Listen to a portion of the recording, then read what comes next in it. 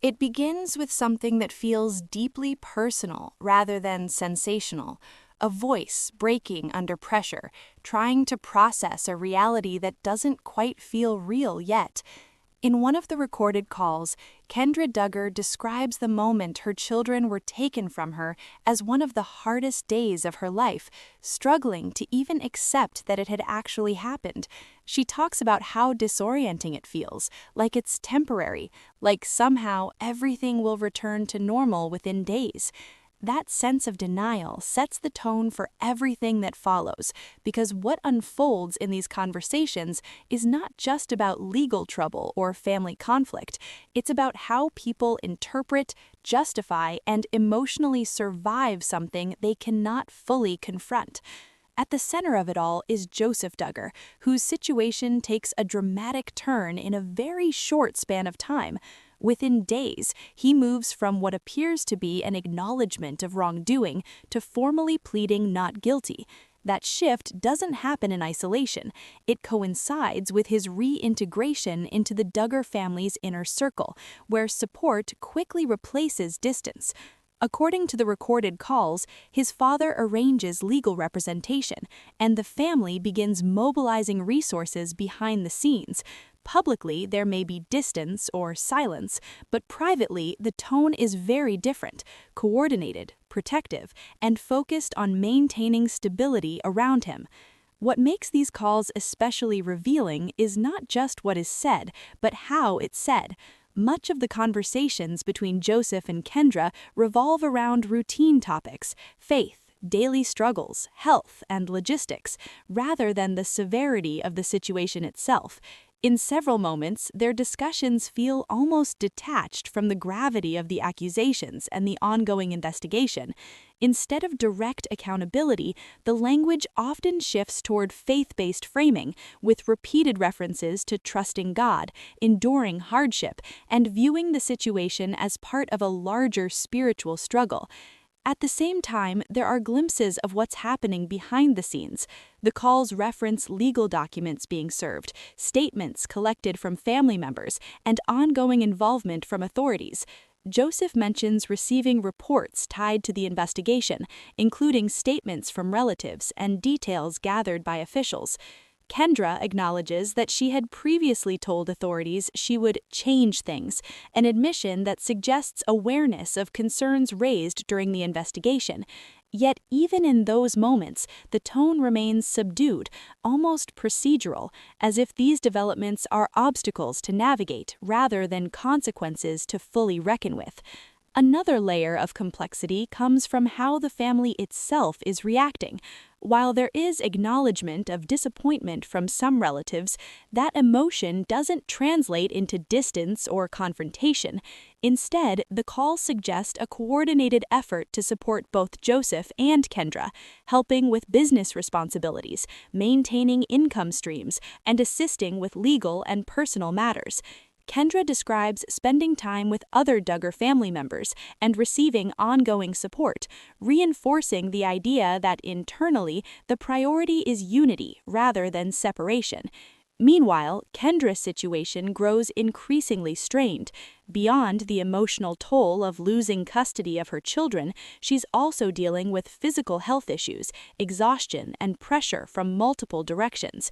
In one conversation, she breaks down while explaining that she has to prioritize her children above everything else, even her relationship with Joseph.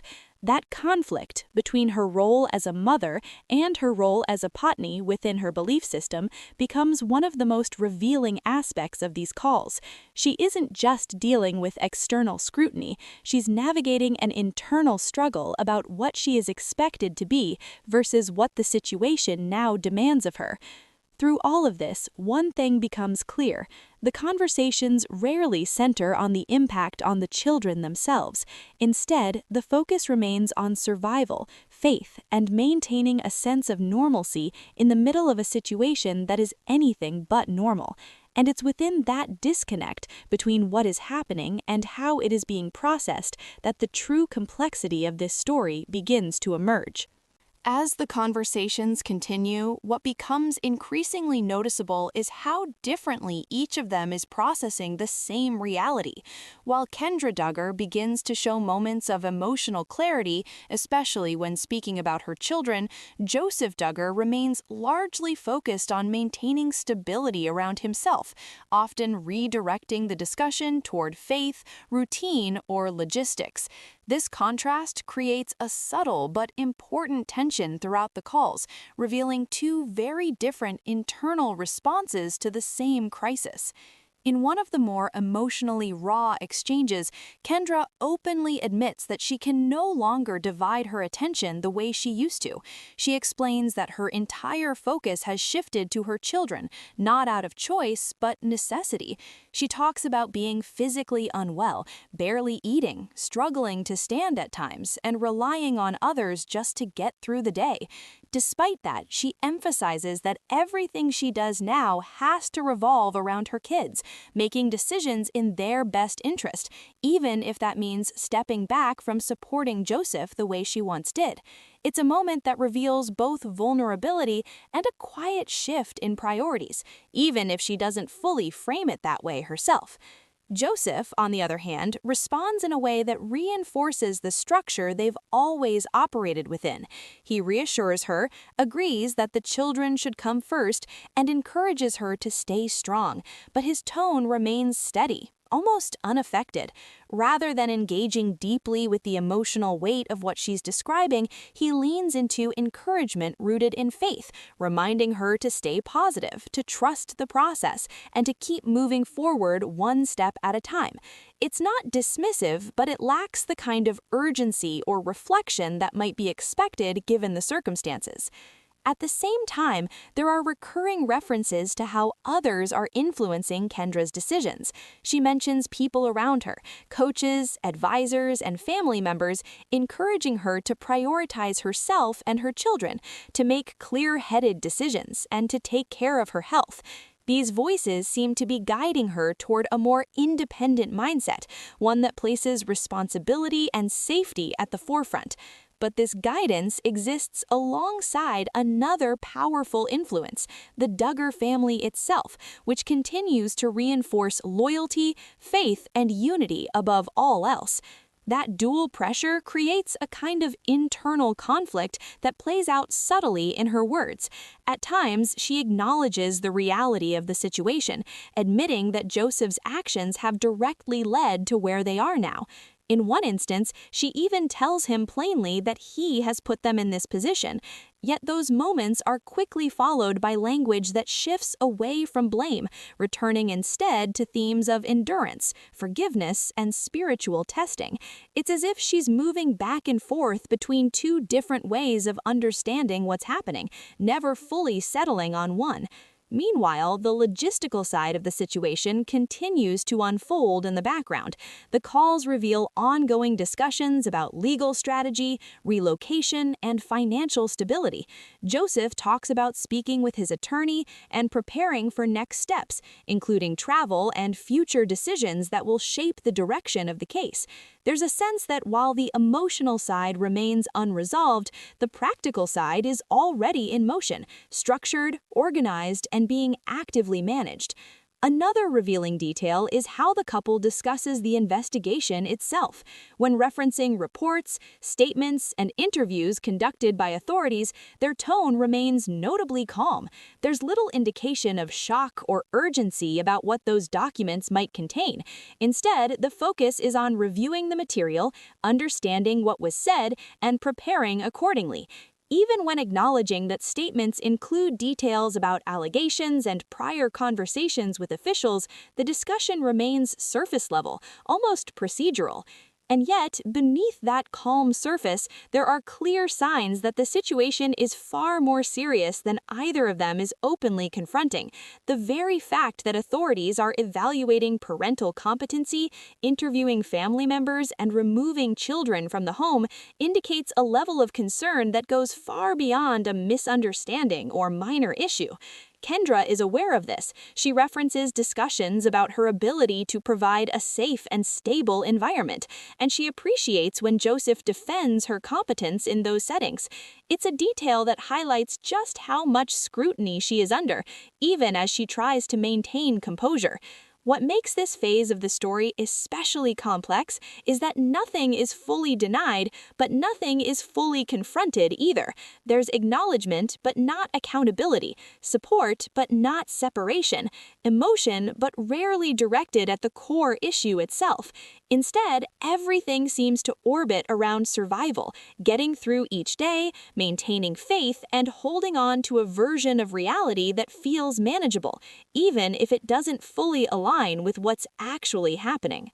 As more of the calls are examined, the broader family dynamic begins to come into sharper focus, and it adds an entirely new layer to how this situation is being handled. What initially appears to be a private crisis between Joseph Duggar and Kendra Duggar quickly reveals itself to be something much larger, an operation involving multiple members of the Duggar family, each taking on specific roles to stabilize the situation and keep everything functioning. Kendra describes this almost like a coordinated system, explaining how different family members have stepped in to manage separate areas of their lives. Some are helping with the children, others are assisting with legal matters, while another group is focused on maintaining business operations, so there's still income coming in. It's not framed as control, but as support, an all-hands-on-deck response from a tightly connected family that prioritizes unity above all else. And in her words, it feels overwhelming at times, not because of resistance, but because of how much she is relying on them to carry responsibilities she can no longer manage alone. At the same time, this level of involvement raises deeper questions about influence. Kendra admits she struggles with how much help to accept and how much independence she should maintain. She wants guidance, but she also wants to feel like she's making her own decisions. That balance becomes harder to maintain when she's physically unwell, emotionally drained, and surrounded by people who are all deeply invested in the outcome. The line between support and direction starts to blur, especially when the advice she's receiving isn't always coming from a neutral place. One of the more revealing moments comes when Joseph reflects on their life before all of this unfolded. He admits that they had become isolated, distanced from others, and not regularly surrounded by people outside their immediate environment. According to him, that isolation contributed to where they are now. It's a rare moment of self-reflection, but even then, it's framed in a way that shifts responsibility away from specific actions and towards circumstances, suggesting that being disconnected, rather than any one decision, played a role in what happened. This pattern of reframing continues throughout the calls. Instead of directly addressing the core allegations, the conversations often redirect toward external influences, people around them, past environments, or even broader spiritual explanations. There are repeated suggestions that their understanding of faith had been distorted by others, and that returning to a more controlled, familiar structure will help correct that. It creates a narrative where the problem isn't just what happened, but how they were guided or misled leading up to it. Meanwhile, Kendra's relationship with her own family introduces another layer of complexity. In one discussion, she talks about her family being asked to move out of a home that had previously been given to them. Rather than expressing conflict or hesitation, she speaks about it in a matter-of-fact way, even describing how others will ensure the move happens. The tone suggests alignment with Joseph and his family's perspective, even when it directly affects her own relatives. It's a moment that highlights where her loyalty currently sits and how deeply embedded she is within that system. At the same time, the language used in these conversations continues to reveal something important. There is acknowledgement of disappointment from family members. Kendra tells Joseph that people are sad about what has happened, that they are disappointed, but that they still love him. Joseph accepts that without resistance. He doesn't question why they would feel that way, and he doesn't push back against it. Instead, he agrees, recognizing that their reaction is justified. It's a subtle but significant moment because it shows awareness without directly confronting what that disappointment is rooted in. Despite all of this, the overall tone of the calls remains surprisingly steady. There are no explosive arguments, no clear breakdowns in communication, and very few moments where the full weight of the situation is openly acknowledged. Instead, everything is filtered through a lens of endurance, taking things one day at a time, focusing on faith, and maintaining a sense of control in whatever ways they can. Even when discussing serious developments, the conversations rarely shift into urgency or panic. And that's what makes this stage of the story so revealing. It's not just about what is happening externally, the investigation, the legal process, the family involvement, but how all of it is being internally processed. There's a system in place that absorbs shock, redistributes pressure, and reframes reality in a way that keeps everything moving forward. Whether that system is protective or limiting depends on perspective, but its presence is undeniable in every part of these conversations. By the time the final set of calls is considered, the full picture is no longer just about a legal case or a family crisis. It becomes a study in how reality itself is being reshaped in real time. What stands out most is not a single statement or moment, but the consistency of how everything is interpreted, justified, and emotionally managed by both Joseph Duggar and Kendra Duggar. Kendra returns repeatedly to the moment her children were taken, describing it as something she still can't fully process. She talks about looking around and expecting them to be there, as if the absence hasn't completely registered yet. There's a sense that her mind is trying to protect her from the full emotional impact, holding on to the belief that this is temporary, that it will resolve soon. At the same time, she frames her children as her entire purpose, what she was meant to pour her life into, which makes their absence not just painful but destabilizing to her identity itself. Joseph responds to that pain in a way that reinforces the framework they've been leaning on throughout, redirecting her focus toward purpose, faith, and endurance. He encourages her to keep fighting for the children, framing that fight as something divinely assigned, something she was meant to do. It's supportive on the surface, but it also keeps the conversation anchored in belief rather than reality, in purpose rather than accountability. As the calls progress, another pattern becomes clearer: the way responsibility is continuously diffused. Instead of direct acknowledgement of harm, the situation is framed as something that has happened to them, rather than something caused by specific actions. There are references to being misunderstood, to being targeted, to circumstances spiraling beyond control. Even when discussing how events unfolded, the language avoids grounding itself in concrete responsibility, instead circling around broader explanations that make the situation feel external rather than internal. At the same time, there is a noticeable absence of direct anger or confrontation between them. Kendra never expresses outright frustration toward Joseph for what has led to this situation, even in moments where she acknowledges that he played a role in it.